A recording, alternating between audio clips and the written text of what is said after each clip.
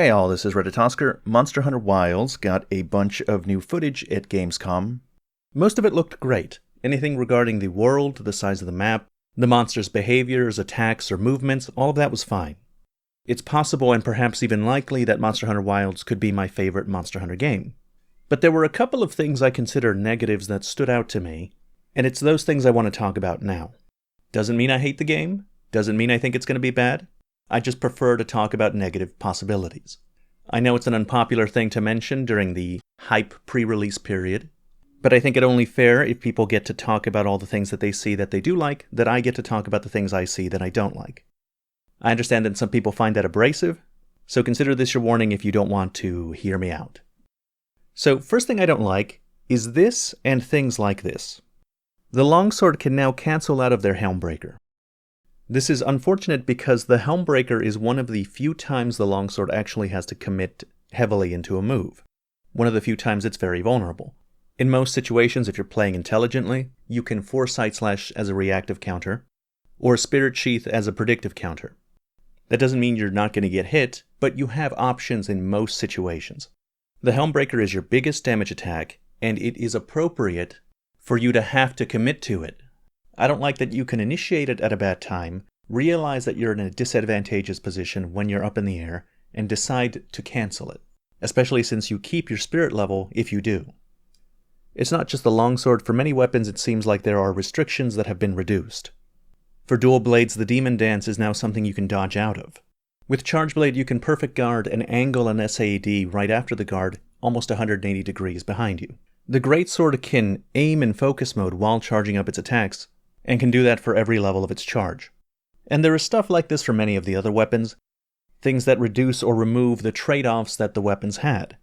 I think it was a good thing for the biggest, highest damage attacks to have costs, to either have you commit to these lengthy attacks, or restrict the angle of those attacks, so there's an appropriate risk for that high damage reward. Now I'm sure there will be a lot of people that play these weapons that don't mind these changes, but one of the main reasons I fell in love with Monster Hunter's combat when I played it in Monster Hunter World is that the gameplay is slower and more commitment heavy than even other action games that are famous for it. Things like Dark Souls and Elden Ring are often praised for their slow, deliberate combat. They're praised for their heavy commitment to weapon attacks and the risk of getting hit that they entail. Monster Hunter has that, but to a much greater degree. There is more commitment, a greater emphasis on positioning and attack angles. Each weapon is also complex and has many more moves available to it, and with those additional moves comes more choices for you as the player to make. In my opinion, that's where Monster Hunter shines. It's what sets it apart and above other games in its genre. So it's always a little disappointing whenever I see this element that I value so highly being de-emphasized or removed.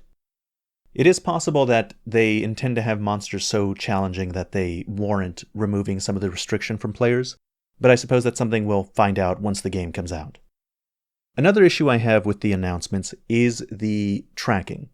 For all intents and purposes, the tracking from Monster Hunter World has been removed.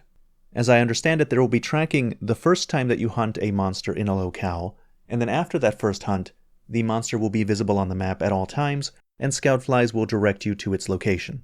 Furthermore, the secret will be able to take you to the monster if its location is known. And I have a problem with basically all of this. It's actually kind of strange. Monster Hunter Wilds seems to have this big emphasis on the ecology, on these big maps with many small monsters and smaller creatures, a place designed to be immersive and vast, and yet the monster tracking, a key way of engaging with this environment, a key way of engaging with that immersion, is being minimized, and in fact I would say it's being removed.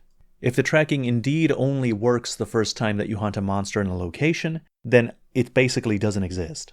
In World, I didn't like the Scoutflies. I didn't like that there was this bright green indicator telling you where all the tracks were.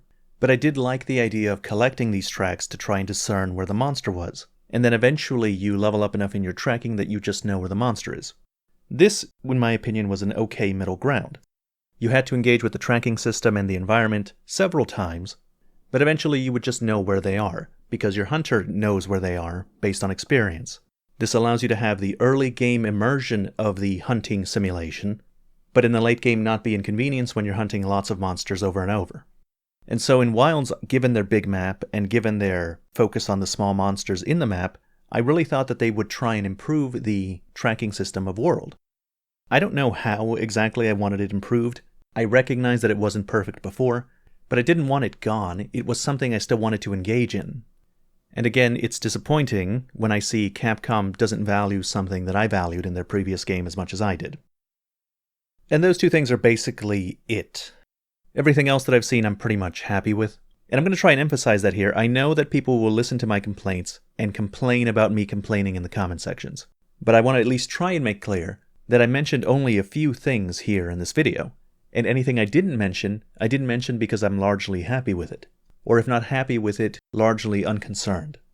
My complaints are specific and don't mean that the broader game is going to be bad or that I won't like it. I'm sure I will.